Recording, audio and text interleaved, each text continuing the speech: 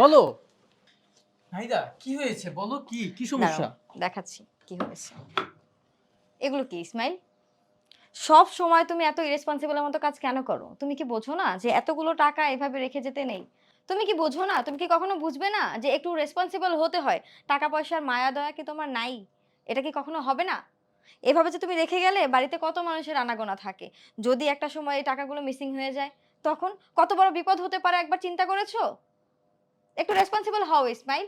সবসময় এমন অন্যমনস্ক থাকলে হয় না। কেন? আমার টাকা পয়সা দেখার জন্য তো তুমি আছোই, তাই না? সমস্যা কোথায়? না বাবা, তোমার এই টাকা পয়সার দায়িত্ব আমি নিতে পারবো না। তোমার টাকা পয়সা তুমিই সামলাও। আমার যতটুকু দরকার ততটুকু হলেই হবে।